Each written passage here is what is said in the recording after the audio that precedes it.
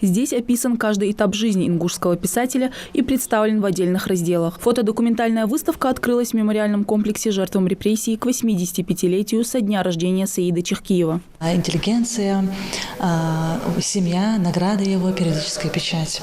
И вот в этой выставке мы показали весь жизненный и творческий путь Саида Идрисовича Чехкиева, который очень важен и является одним из первых ингушских писателей. Каждый раздел передает отдельную историю. В стеллаже наград представлены дипломы, грамоты и свидетельства ингушского писателя, такие как о присвоении звания «Почетный гражданин города Назрань», грамота за мир и гуманизм на Кавказе, диплом об избрании Саида Чехкиева членом-корреспондентом Академии. В издании периодической печати размещены статьи из газет за авторством Саида Чехкиева. Также на выставке представлены и личные вещи, очки и ручка писателя, и отдельный стеллаж с фотографиями из его личного архива. А здесь он сам в детстве, в юношестве и его отец.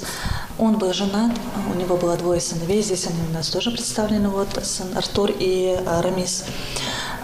Вот в разные годы его и дедушка у нас, и его братья, и его супруга Малика. Кстати, его супруга очень помогла нам в организации этой выставки, предоставила нам некоторые личные вещи его, из его личного архива, поэтому мы ее благодарим, вот, пользуясь случаем. Вот она здесь, ее фотография и различные издания из различных книг, журналов, его стихотворения, которые успешно печатают. Саид Чехкиев родился 22 января в 1938 году в Насыркорте. Известный ингушский писатель, поэт-драматург, кинодраматург и баснописец, детский писатель и переводчик, публицист и общественный деятель. Он является лауреатом премии Ленинского комсомола ЧА СССР, дипломантом Всесоюзного литературного конкурса имени Николая Островского и народным писателем Чечено-Ингушетии. В 1944 году вместе со своей семьей и народом Саид Чехкиев был репрессирован, а трудное детство и юность оставили свой отпечаток в его творчестве.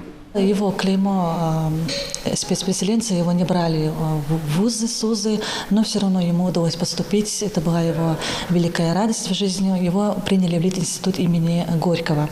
И в этом же институте он начинает уже писать. И с 1964 года начинается его профессия, которая называется писатель, как он говорил. Саид Чехкиев писал о непростой судьбе ингушского народа. В романе «Волчьи ночи» запечатлены героические подвиги ингушей во время гражданской войны. Один из первых и самых известных романов Чехкиева «Золотые столбы». Он охватывает период с 1944 по 1956 год. Когда вышла эта книга в свет, это была его вообще дипломная работа. Он ее защитил в 1964 году, но с изданием у него начались проблемы, так как она была запрещена.